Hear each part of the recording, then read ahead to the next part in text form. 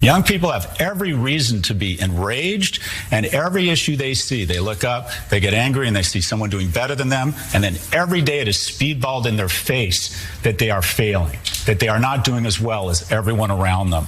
We have lost the script. Our kids are more anxious, and more depressed, and more obese, and more addicted, and we have made a purposeful decision to let this happen by ensuring the people around this table stay wealthy at the cost of young people.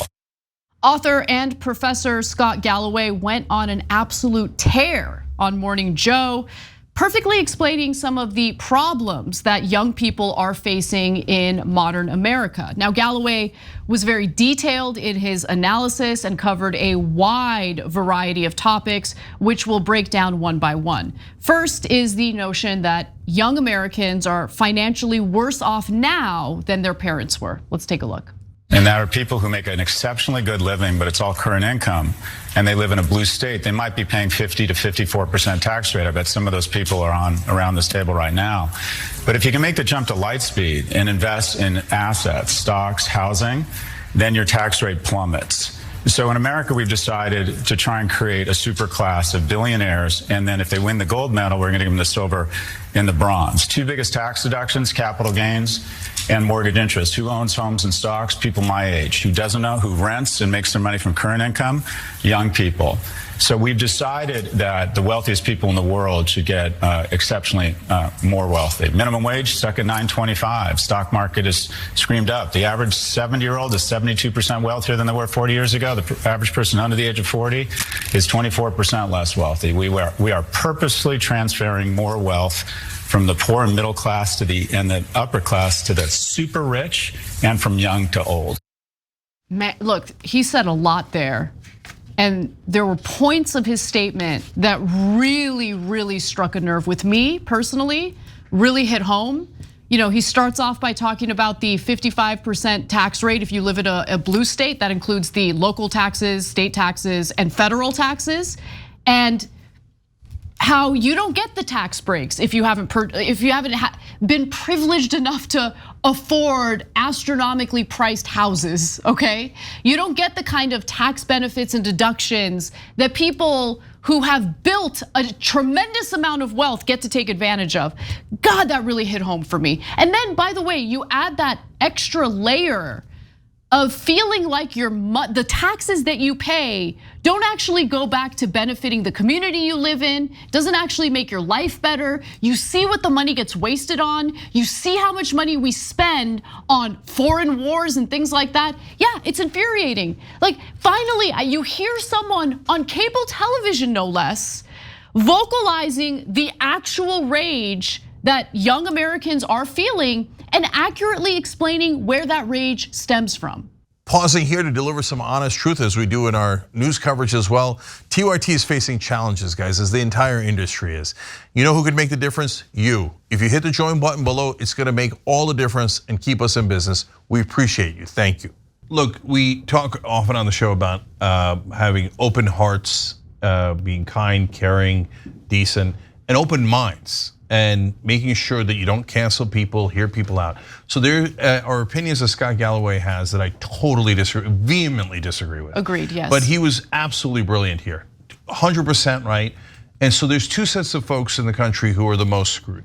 One is the middle class, because, look, when I was poor, I didn't pay that much taxes, and I got unemployment benefits, etc. So look, I had 1,000 other problems being poor, right? But taxes wasn't high on the list. When they're rich, they stop paying taxes too for all the legal reasons, but that's the problem, is that they changed the laws so they would pay less taxes than us. Let alone capital gains. The carried interest loophole is insanity, where like the top venture capitalists in the world, private equity guys pay way less taxes. The billionaires, I think on average, are paying only 8% in taxes. Okay, so it's just a crime how little taxes the rich pay.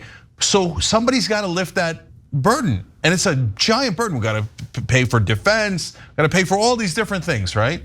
So they just dump everything on the middle class.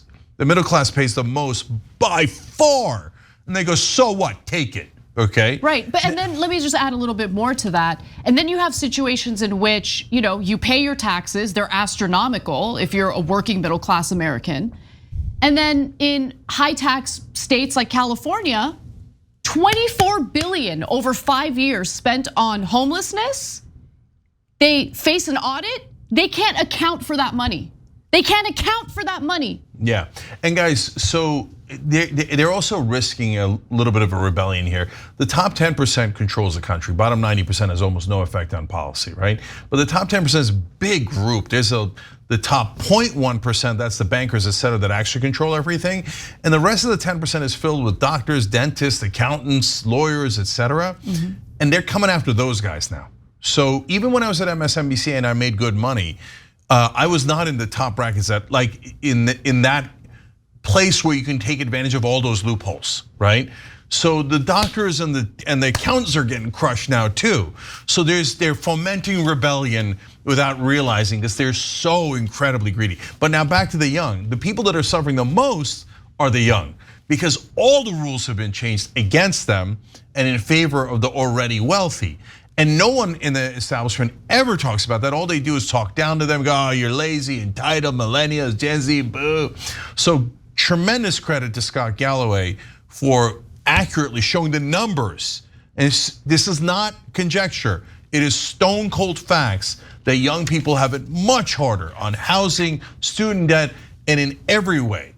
So finally, someone said it on TV, so I'm very appreciative of that. Yeah, and he also said, like, look, this is a system that just seeks to benefit people, like the people sitting at this table. So he included himself in that equation, which I value that he said that, and I particularly like the fact that he's telling the truth and pointing out the reality involving these anchors on cable television who I would venture to say are so disconnected from what ordinary Americans are facing.